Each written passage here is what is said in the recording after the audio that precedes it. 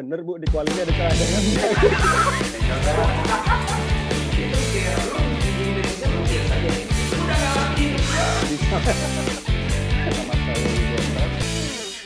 Selamat datang di Ngobrol Bareng bersama saya. Kali ini saya akan ngobrol bersama dengan seorang pemain muda gelandang yang sangat berbakat, pemain Arema Malang sejak 2017.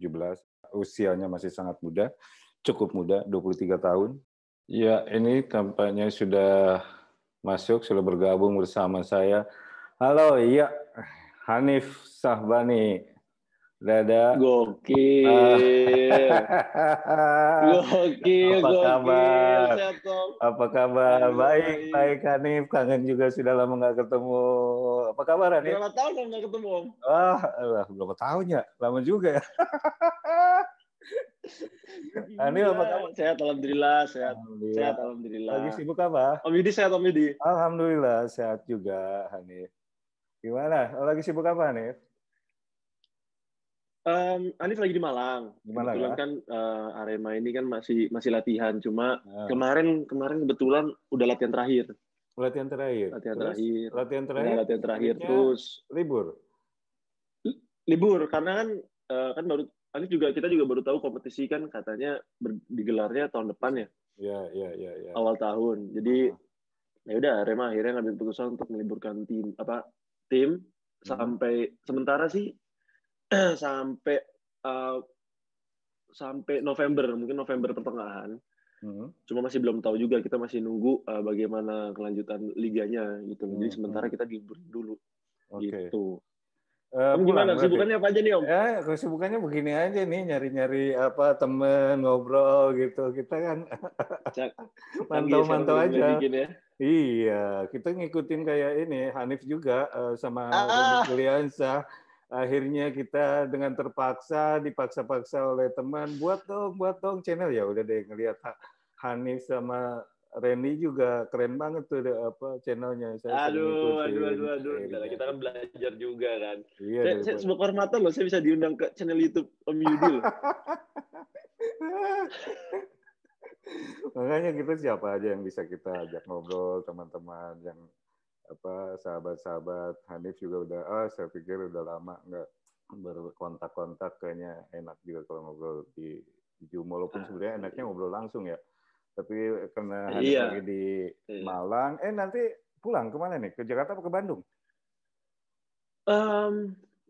Kayaknya ke Bandung ya, karena Hanif kan juga nunggu juga ngelihat Arema gimana nih. Kalau misalnya mau benar-benar liburnya agak panjang, kemungkinan Hanif libur itu. Kalau misalnya enggak, ya ini tetap di sini. Cuma kemungkinan kalau misalnya libur emang kayaknya ke Bandung. Oh, ke Bandung ya. Ya, Hanif ini kelahiran Bandung, kemudian mengawali karir masa kecil juga pasti di Bandung, sempat juga di PBR ya. Dari kecil juga udah dipegang oleh super manajer Bapak Munial yang Budiman, udah dibawa kemana-mana, ke Spanyol segala macam ya.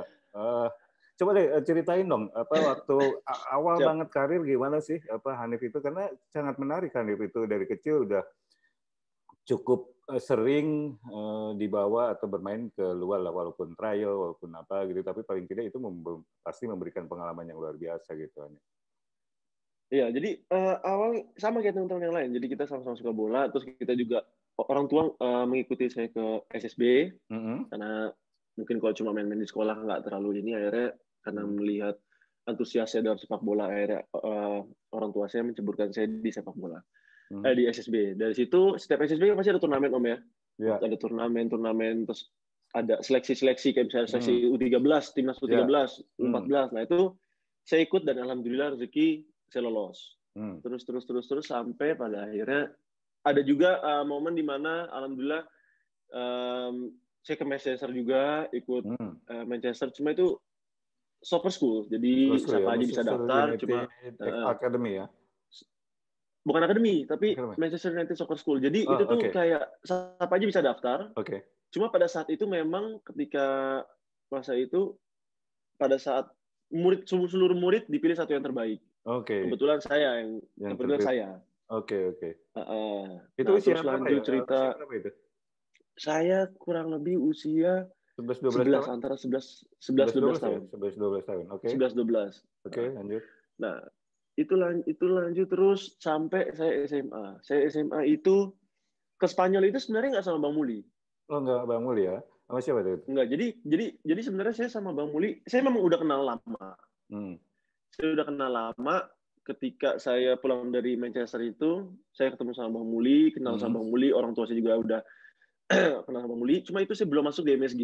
Jadi kalau nggak salah Bang Muli juga masih belum megang pemain-pemain, baru Mas BP, baru beberapa aja kan, pemain-pemain senior yang lain. Dan saya tuh masih sendiri Om. Saya tuh baru ikut sama Bang Muli itu ketika saya mulai ke PBR. Oke, PBR udah mulai masuk PBR. Profesional intinya ya, hampir profesional. Intinya baru profesional. Nah itu saya masih sendiri. Jadi kebetulan orang tua saya sendiri. Jadi kayak dulu kita biaya sendiri ke Spanyol, berharap termasuk yang ke Reyes sama apa ya, Espanyol itu biaya sendiri ya, sendiri dari orang tua gitu. Itu biasanya. Jadi kita nih berharap kita ke sana dengan waktu itu usia saya kurang lebih 15 atau 16 tahun. Kita berharap untuk bisa main di Spanyol. Ternyata di sana ada regulasi yang mana kita nggak bisa memenuhi. Salah satunya di bawah umur. Kan kalau salah dapat kontrak itu minimal 18 tahun ya. Betul. Terus kita nggak bisa memenuhi kayak visa. Kalau misalnya kita bisa main sana sebagai akademi itu cuma harus bisa kerja kan, ini masih anak kecil. Itu orang tua juga harus ikut atau bagaimana? Nah, saya nggak terlalu paham spesifiknya seperti apa. Cuma intinya kita nggak bisa memenuhi kriteria tersebut. Akhirnya saya hanya sekolah di sana. Terus kita cuma hanya sparring aja. Akhirnya saya dan keluarga memutuskan untuk ya sudahlah kalau begitu kita pulang ke Indonesia. Gitu. Karena situasi keluarga juga kurang baik dalam segi keuangan. Akhirnya kita pulang ke Indonesia. Dari situ saya SMA saya kalau nggak salah kelas 2 SMA itu. Jadi saya S1 SMA di Indonesia, 2 SMA di luar negeri, kelas 3 saya pulang ke Indonesia. Tapi saya nggak bisa lanjut karena ketika saya coba daftar ke sekolah, nggak ada yang menerima Om. Mereka pengen saya ngulang lagi. Dari kelas 1 lagi. Mereka nggak menerima rapat dari luar negeri. Iya. Padahal di akhirnya saya ambil keputusan dong. Waktu di Spanyol itu sekolah waktu itu? Kelas 2? Sekolah. Sekolah Om. Sekolah kelas 2. Nah, dari situ lanjut akhirnya ya udahlah saya stop sekolah itu Om. Beberapa bulan. Nah, dari situ Diklat Persib buka seleksi. Persib ya, Diklat. Oke. Diklat Persib buka seleksi, saya ikutlah. Saya coba ikut seleksi ke mereka, segala macam. Akhirnya kepilih. Saya kepilih. Nah, kalau udah masuk Diklat itu kan, kalau udah masuk seperti itu kan, latihannya udah mulai setiap hari Om. Dan kebetulan waktu itu saya tinggal di masih daerah Bekasi kalau nggak salah. Jadi kalau dari Bekasi pulang pergi ke Bandung kan jauh. Akhirnya saya tidur di mes Persib. Mes Diklat Persib. Kita latihan tiap hari. Nah, itu saya nggak sekolah. Saya nggak sekolah. Akhirnya saya mutusin di tahun itu. Benar-benar main bola aja. Akhirnya saya mutusin saat itu, ya udah kalau kayak gitu saya nggak sekolah. Saya coba daftar nggak bisa. Akhirnya saya paket C Om. Akhirnya saya paket C. Udah saya ambil keputusan untuk paket C. Udah nggak apa-apa. Atau juga ke paket C juga masih bisa kuliah juga segala macam. Akhirnya paket C selesai. Akhirnya ya intinya SMA saya selesai gitu loh. Walaupun dengan paket C. Akhirnya saya fokus di sepak bola.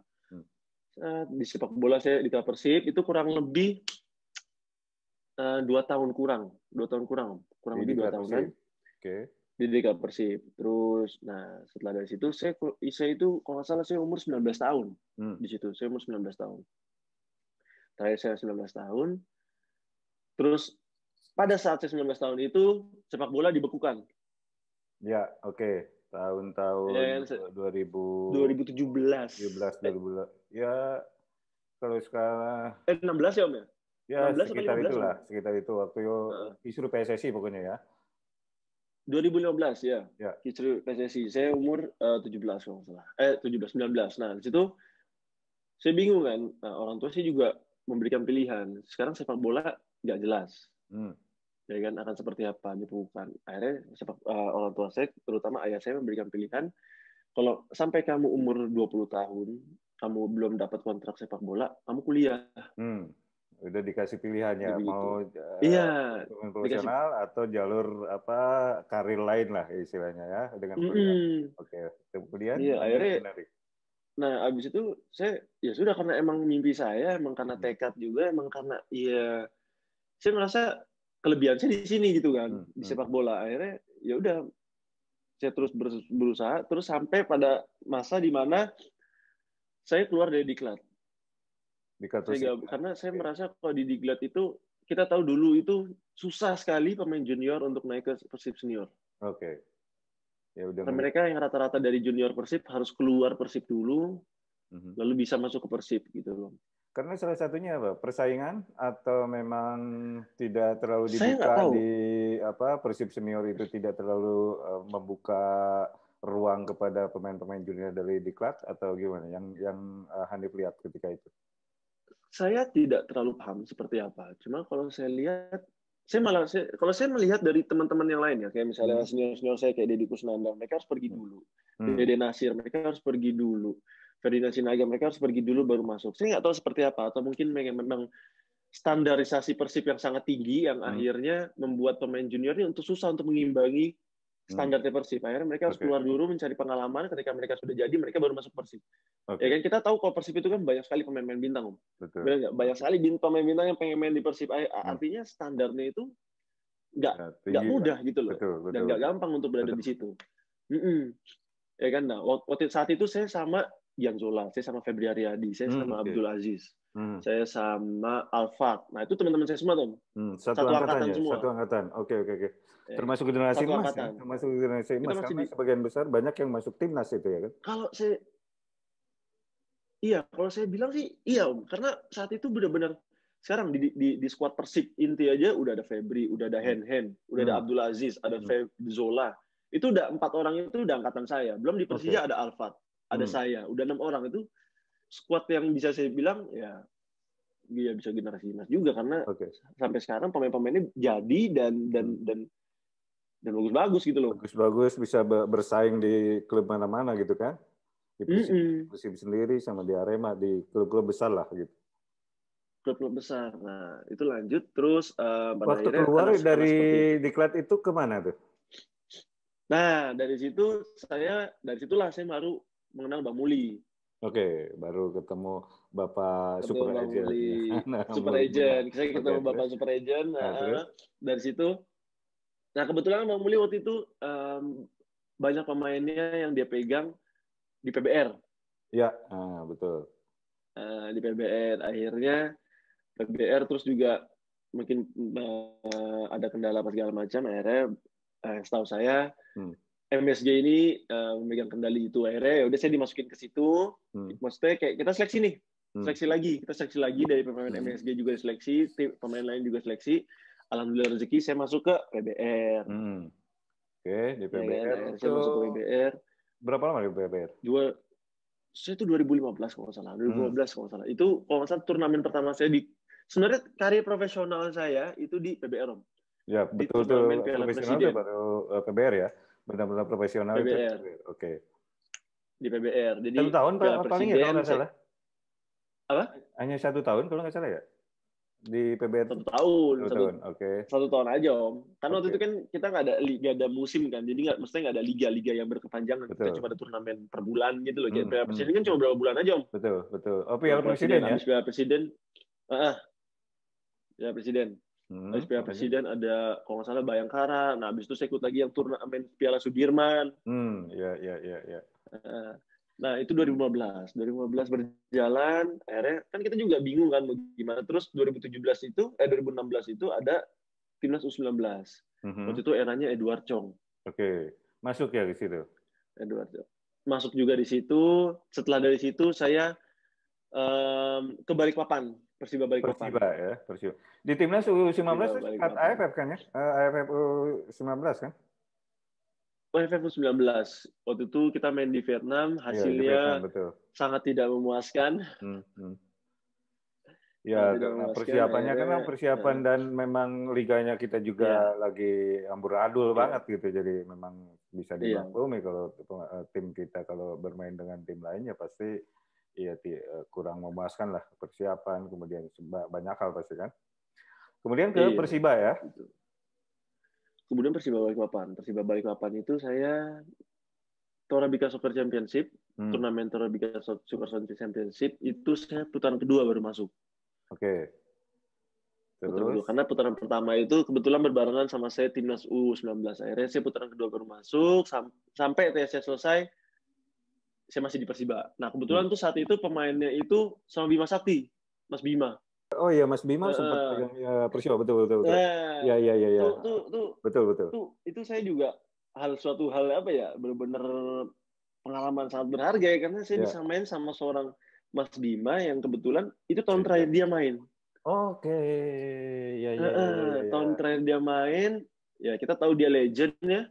Saya juga benar-benar ya, saya mengidolakan dia juga dan saya sempat bermain satu posisi sama dia juga. Jadi itu pengalaman banget lah. Buat saya, walaupun saya cuma main di putaran kedua terakhir kurang lebih 2 bulanan, tapi udah alhamdulillah udah seneng banget gitu. Di Persiba sama Mas Bima. Nah dari situ Om, selesai dari situ barulah saya masuk Arema. 2017 ya? 17. Itu saya masuk Arema seleksi. Oh, seleksi waktu itu? Seleksi. Jadi sebenarnya ceritanya unik, Bro. Lucu, Om. Jadi saya ini setelah dari Persiba nganggur kan. Maksudnya nggak ada apa-apa. Yang lain, jadi teman-teman saya udah ada yang beberapa dipanggil klub, kayak misalnya waktu itu kalau nggak salah Gavin di Borneo. Terus Bagas ke PSS Sleman. Saya nggak ada tim, masih belum ada tim. Sedangkan Persiba juga, saya kalau nggak salah waktu itu juga nggak diperpanjang Persiba atau bagaimana ceritanya, saya nggak tahu. Akhirnya saya udah nganggur nih, kosong nih. Yang lain tim persiapan, teman-teman persiapan saya nggak ada. Akhirnya saya memutuskan untuk ya udahlah saya iseng edit video Om. Oke. Ya. Edit video saya highlight kemarin pas saya main di TSC. Nah, video itu setelah saya edit, saya kasih ke Bang Muli. Bang Muli kasih ke Coach Aji. Aji Santoso. Iya kan, pegang Arema. Aji Santoso. Oke. Jadi Aji jadi Santoso. awalnya buat video dulu, kompilasi video diri sendiri, yang edit sendiri, kasih ke saya sendiri. Muli, kemudian sama Muli dikasih ke Ajen, ke Mas Aji. Oke. Lanjut. Aji Santoso. Dari situ Aji kan, Coach Aji kalau nggak salah kan dia tuh megang Arema. Dia pelatihnya Arema, pas dikasih terus langsung, siapa nih? Udah suruh datang aja ke Arema. Saya datang ke Arema. Jadi dari di Arema seleksi, alhamdulillah beberapa hari kemudian dapat kontrak. Oke, langsung kontrak. Jadi lucu sih Om, saya juga mikir waktu itu, loh kok apa ya? Saya cuma iseng-iseng doang bikin video, saya kasih, dipanggil Arema, langsung dapat Arema gitu. Jadi apa ya? Kejadiannya tuh kayak, kalau saya bilang tuh kayak kejatuhan durian gitu loh. Miracle. Iya, bisa dibilang kayak gitu. Tapi apapun pasti kan dari segala sesuatu itu pasti hasil itu kan dari usaha gitu. Salah satu mengedit, membuat kompilasi juga usaha untuk dalam tanda petik menjual diri lah, untuk mempublikasikan atau biar orang tahu, pasti itu juga salah satu ya dorongan kuat dari Hanif untuk bisa dilihat orang, terutama klub gitu, dan akhirnya karena saya yakin bukan hanya sekedar itu gitu, Mas Hanif juga kan dari sisi kualitas permainan juga pasti kan orang melihat, seorang Coach Aji juga melihat Hanif punya talenta yang bagus gitu sebagai seorang pemain gitu, jadi bersinergi lah sehingga Mas Coach Aji langsung bisa mengambil dan mantap dari 2017 itu ya sampai sekarang. 17. Ini udah kontrak kedua kayaknya sih, iya? Kontrak kedua apa? Iya kan diperpanjang? Kontrak ketiga Om. Oh, ketiga malah? Ketiga. Jadi pertama kan 2017, 17-18, terus 18 ke 19. Jadi saya 19 ke 20. Nah ini kontrak ketiga. Jadi tahun pertama saya itu 2 tahun, dari situ baru 1 tahun. Oke. Oh, karena yang 2017 tuh awal banget, awal tahunnya kalau nggak salah. Jadi kurang lebih mungkin satu tahun setengah sebetulnya hitungannya ya. 2018 ya kan? Itu. Iya. Oke. Menarik karirnya. Nah, balik lagi ke ini, aku pengen tahu yang dari awal karir ketika kecil gitu. Siapa sih yang role model atau idola Hanif ini sehingga begitu kuat untuk terus menjadi pemain bola ketika Ya, saya anggap bisa ketika di Spanyol kan ya terombang-ambing gitu kan. Ketika liga tidak jelas juga masih tetap memilih sepak bola, dikasih pilihan sama orang tua untuk sepak bola atau suatu saat kuliah tetap masih kuat di sepak bola. Apa sih yang membuat Hanif ketika itu atau dari mulai idolanya atau role modelnya sehingga begitu kuat tetap memilih sepak bola? Jelas yang paling nyata sampai sekarang kita bisa lihat itu ya senior saya di sepak bola. Seperti? Ya kan. Ya kayak yang paling jelas saya pertama kali mengenal Mas BP. Oke. Itu saya udah kayak menetapkan bahwasanya gue pengen jadi pemain bola. Sebentar, kalau ketika di PBR sempat bareng nggak? Enggak ya? PBR nggak sempat. Nggak sempat ya? Mas BP kan saya sama sekali nggak sempat. Nggak sempat ya? Cuma setelah pas Mas Bambang keluar, saya baru masuk. Hanif baru masuk gitu ya? Oke. Baru masuk. Ya. Oke, lanjut. Selain Mas BP. Kebetulan Bapak saya juga suka sama Mas BP, terus akhirnya ya kita sama belajar bareng, dan alhamdulillah saya dapat kesempatan bisa main bareng sama Mas BP pertama kali di Sport 1. Sport 1. Iya, di Sport 1. Sebuah media itu ya, media Mas BP kalau nggak salah waktu itu ya, yang dibuat oleh Mas BP, kemudian dia sempat buat turnamen kecil gitu ya. Itu adalah pertama kali main bersama Mas BP. Pertama kali main sama Mas BP. Jadi saya merasakan main, dan saya bisa kenal juga, bisa salah. Maksudnya dulu saya udah pernah ketemu. Kita pernah duduk bareng di satu rumah makan. Terus cuma yang sekarang ini saya bisa main bareng, bisa tahu dia main bola kayak gimana, bisa ngobrol bener-bener kayak dia tuh orangnya kayak gimana ya saat itu. Jadi itu pengalaman lah, maksudnya hal yang berharga buat saya. Nah, dari situ membuat saya juga untuk gue harus kuat nih untuk pengen jadi kayak dia gitu loh. Setidaknya tuh bisa mencontoh dia aja, itu udah cukup buat saya. Iya, walaupun waktu itu hanya sekedar main-main turnamen atau eksibisi lah ya. Eksibisi di situ juga Hanif merasakan bahwa saya baru tahu nih ternyata Sport 1 juga cukup memberikan andil yang kuat ada. Ini yang menarik juga. Sayangnya medianya udah lagi tidur gitu.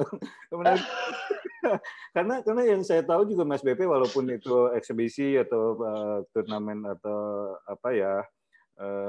uji coba, tetapi dia dalam permainan itu walaupun uji coba eksibisi dia selalu total gitu. Itu yang saya lihat, dan mungkin Mas Hanif juga bisa melihat itu ya. Jadi walaupun uji coba dia tetap memberikan sesuatu gitu di permainan, termasuknya mungkin untuk generasi di bawahnya termasuk Hanif kali ya. Iya, itu makanya saya lihat dari cara Mas Bambang itu sekarang seperti kayak dia ketika bermain itu, iya, dia memberikan gestur yang dia tuh layak untuk dicontoh gitu. Oke. Iya. Tentang dari profesionalismenya, terus tentang kinerja dia di lapangan gitu loh. Dia bukan tipe, kita tahu dia bukan tipe pemain yang walaupun dia cuma main males-malesan, asal-asalan, dia nggak seperti itu kan. Terus apalagi di luar lapangannya juga. Ya kita tahu Mas BP ya jauh tidak seperti pemain-pemain yang lainnya. Yang lainnya jadi pelatih, dia jadi manajer. Iya. Kan itu udah hal yang unik kan, Om. Yang lain hobinya main game, yang lain mainnya apa, dia hobinya nulis. Itu suatu hal yang unik gitu loh, dan suatu hal yang menurut saya sangat bermanfaat gitu loh. Makanya tidak salahnya buat saya juga, apalagi orang tua juga ngefans juga sama dia. Akhirnya saya ya udah, itu role model saya di sepak bola. Seperti itu. Apalagi sekarang alhamdulillah rezeki saya mengenal banyak sekali pemain-pemain senior yang saya jadikan role model, kayak misalnya angkatan Mas Babang, ada Firmantina, ada Ponario, ada juga sekarang saya sempat main sama Bustomi juga, Ahmad Bustomi. Yang kebetulan satu posisi sama saya. Sempat main bareng. Bima Sakti juga. Jadi main bareng dong. Sempat main bareng. Jadi banyak sekali itu patung bajunya bagus itu Om di belakang Om. Nah, itu siapa tuh? Nomor 20 itu. Yang diomongin. Jangan-jangan dia senyum-senyum dari tadi itu. Itu patung nomor 20 itu.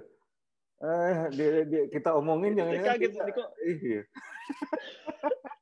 Itu patung Itu saya kira apa? orang ngapain? Patung lilin. Ini patung yang buat kebetulan teman saya bersama saya. Ya saya hanya ikut bareng lah, tapi yang senimannya ada teman saya. Tahun 2013 kita buat patung lilin pertama di Indonesia dan yang betul-betul seukuran gitu. Itu patungnya Mas BP. Mas BP juga mungkin harus didekati karena mukanya juga cukup apa namanya mirip banget. Kalau ya karena ini apa saya di komputer apa gede iMac jadi agak berat kalau bawa ke sana. Kalau bawa laptop nggak bisa saya bawa gitu. Ya nggak usah, nggak apa-apa. Itu balik jadi, lagi ke topik gimana jadi? Role modelnya iya, itu jadi, bahkan banyak yang bermain bareng atau kenal lah itu artinya banyak yang ada yang bermain bareng, kemudian ada yang satu klub, kemudian ada yang banyak kenal, bahkan juga ujungnya pernah dilatih juga oleh mereka pasti kan. Ada yang menjadi pelatih kan dari idola-idola atau role model itu ya. Iya kayak saya kenal Mas Bima dari dulu, saya tahu nama dia, bapak orang tua saya mengenalkan dia Mas Bima. Saya dilatih dia waktu pas 2018 ketika saya timnas. Dia kan asisten pelatihnya kan. Betul, lucu, saya pernah main bareng sama dia, saya pernah jadi dilatih juga sama dia. Itu kan hal yang kayak biasa kita cuma lihat di TV doang. Sekarang kita bisa ngerasain gitu kan. Lucu aja sih Om, saya ngelatih kayak gitu. Ya itu alhamdulillah saya bersyukur selama saya berkarir, pemain-pemain yang saya contoh, pemain-pemain yang saya kagumin, pemain-pemain yang saya idolakan itu saya alhamdulillah sudah merasakan bermain sama mereka. Artinya nyata gitu loh, apa yang saya lihat, apa yang saya pelajarin bisa saya rasakan. Oke. Nah, itu role model saya dari sepak bola. Oke. Nah, kalau di apa luar sepak bola, saya pengen tahu kegiatannya selain YouTuber tadi yang sempat kita bahas. Tapi itu pasti sekedar iseng-iseng lah ketika sepak bola belum jalan, kemudian belum ada liga, ya daripada yang nggak jelas gitu, sempat buat konten-konten bersama Randy. Selain buat konten, kegiatan apa sih yang paling sering dilakukan Hanif di luar sepak bola? Kalau sekarang, ini pada saat pandemi kemarin atau pas sekarang nih Om? Selama pandemi, kemudian artinya saya pengen tahu sebetulnya hobi apa sih Hanif di luar sepak bola? Saya ini anaknya suka main game ya Om ya. Nah itu main game di kamar berarti kan? Tapi main game, saya suka main FIFA sama adik-adik saya juga, kadang main online juga.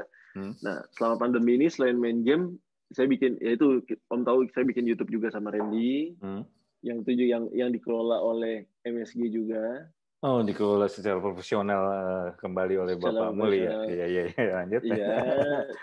Sudah menghasilkan dong. Dari situ ngomong-ngomong udah menghasilkan belum tuh? Saya harus banyak belajar nih karena saya alhamdulillah udah menghasilkan ya. Alhamdulillah.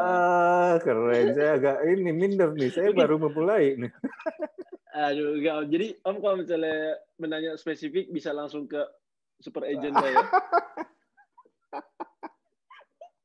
Karena saya dipotong tidak banyak bisa ya. bicara panjang. Dipotong banyak pas itu. Om bisa langsung chat aja ke dia Om. Saya tanya, saya korek ke dia gimana gitu. Tapi paling tidak udah menghasilkan ya. Maksudnya ya lumayan lah daripada tidak ada kegiatan buat konten, kemudian sudah menghasilkan, sudah ada lah pemasukan buat kalian. Tapi saya yakin itu sebenarnya bukan yang utama kan, hanya iseng-iseng doang gitu kan. Iya, itu kita buat itu karena mengisi pandemi kemarin. Karena kebetulan, kenapa sama Randy? Kan orang pasti bertanya kenapa sama Randy? Karena kebetulan pertama kita satu agent, satu manajemen juga. Terus yang kedua kita udah kenal dan ya kita cukup dekat juga. Terus yang ketiga memang karena kita tempatnya di Jakarta berdua. Iya. Tapi Randy itu sebetulnya secara usia di bawah Hanif dikit ya? Jauh Om sebenarnya. Jauh ya? Saya 23, dia itu 18 kalau salah. 18 ya? 5 tahunan. 5 tahunan, 5 sampai 4 tahunan. Bedanya. Itu. Cuma ya udah karena itu terus kebetulan juga Bang Muli juga dukung, ya udah akhirnya kita bikin. Gitu karena waktu itu kita bertempat sama-sama di Jakarta. Jadi kalau Om lihat saya Agustus sudah di Malang tapi videonya tetap upload sampai September, saya berdua sama Randy, itu saya udah stok banyak Om. Oh, saya juga sebetulnya ini lagi nyetok, orang channel saya belum ada. Ini jadi ngobrol aja dulu, buat aja dulu, kita nggak tahu channelnya kapan dan gimana, yang penting saya nyetok dulu. Oh, harus banyak belajarnya, Mak. Jadi nyetok dulu waktu itu, nyetok banyak, kemudian dicicil gitu ya. Oke, jadi berapa bulan tuh kita buat konten nyetoknya itu? Berapa lama sih? Cukup lama Om ya. Jadi saya kalau nggak salah mulai setelah puasa. Setelah puasa itu saya baru mulai tuh. Setelah puasa kita baru mulai. Juli, Agustus ya, Juli ya, sekitar Juli. Iya, kalau nggak salah. Juli lah. Mei Juni apa ya. saya Ya, lupa. Lebaran kan sekitar itulah. Mei Juni. Udah hampir setengah tahun ya. Hampir setengah tahun Om. Iya. Coba nama channelnya Randy Hanif Randy ya? Apa ya itulah ya. Hanif dan Randy Show. Hanif dan Randy Show. Iya, Hanif dan Randy. Saya namanya aja belum tahu nih, jujur aja nih. Ini salah satu pemain atau teman atau sahabat yang saya stok duluan nih sebetulnya. Namanya aja belum ada, saya jadi stok dulu, baru nanti kita keluarin kapan entahlah. Yang penting kita nyetok dulu. Oh, Hanif Randy Show. Okay. Itu. Walaupun di Malang berarti walaupun di Malang tapi nanti update terus ya.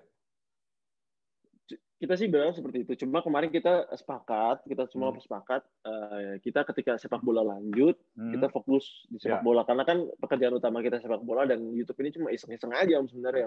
Betul. Ya kan ya karena pandemi kita ngisi. Jadi ya kalau misalnya memang ada waktu libur kosong yang memungkinkan kita untuk bikin konten ya kita bikin. Itu kalau selama nggak ada. Kebetulan saat ini kan Arema latihan. Arema latihan cuma baru kemarin aja kita berapa lama terakhir saya baru dapat info. Dipanggil latihan. Udah lama Om. Udah ada. Arema mulai latihan Agustus. Oh udah lama ya? Agustus sudah 3 bulanan. Lama. 3 bulanan. Iya, hampir 3 bulan. Kita berharap liga. Kita berharap latihan berat-berat berharap liga untuk berlanjut, tapi ternyata ada lebih penting dari liga kan? Iya. Ya, jadi sudah memang belum rezekinya. Pecinta bola selalu ngalah ya. Pemain bola, pecinta bola, orang-orang yang di dunia sepak bola harus selalu ngalah sama kepentingan sama apa? Kepentingan yang lain lah. Iya. Yang kita tidak menarik untuk bahasnya sebetulnya selalu ya. Iya, setuju. Orang sepak bola selalu fokus di sepak bola sebetulnya, ya kan? Kadang-kadang kita sering kecewa sama hal seperti itu, tapi ya mau gimana, kita kan hanya bisa mengikuti keputusan mereka yang walaupun kadang mengecewakan kita pecinta sepak bola ya. Itu dia. Iya. Kita coba bikin YouTube aja, main-main aja, ngobrol sama Om Yudi aja kita. Berkabar-kabar nanti ya kalau ada di Jakarta gitu. Nah, saya pengen tahu lagi ini. Hanif itu pemain muda. Ini siap. Pasti ada beberapa pertanyaan. Orang pasti pengen tahu, ngelihat Hanif itu tipikalnya sangat keras kalau di lapangan. Bahkan kadang terlihat emosional. Apa yang membuat mendorong Hanif kalau di lapangan itu bisa dikatakan cukup keras lah. Oke, pertama nggak tahu udah naluri Om ya, karena saya merasa ya itu sebagian dari kerja keras saya, seperti kayak di lapangan ini ya gue nggak bisa cuma leye aja gitu loh. Kita harus total gitu. Kita tahu lah, kita paham dalam sepak bola itu kan 11 lawan 11, artinya satu bola direbutkan oleh 22 orang. Ya kan, dan itu nggak mudah gitu loh, cuma mereka yang tahu cara untuk menguasainya, mereka yang kuat, mereka yang pintar bisa. Akhirnya saya merasa kayak ya gue harus kerja keras di sini gitu loh. Gue harus kerja keras di sini dan nggak bisa asal lembek-lembek aja gitu loh. Akhirnya ya udah, itu menjadi karakter ya Om ya. Terus orang tua saya juga mengajarkan ya semua itu harus dicapai dengan usaha gitu loh. Harus dengan kerja keras, usaha yang berat, usaha yang keras, kita bisa dapetin gitu. Jadi akhirnya dari situ ya udah menjadi karakter saya. Ketimbang dengan emosional yang mungkin berlebihan, itu mungkin sesuatu hal yang buat saya ya itu menjadi pengalaman saya gitu, pembelajaran. Artinya kan itu nggak mudah kan untuk menguasai emosional. Kita tahu dalam sepak bola, apalagi dalam pertandingan, udah tekanan pun banyak ya. Belum dari pertandingan, belum dari supporter, ya kan. Jadi ya itu kok buat saya itu pelan pembelajaran gitu loh.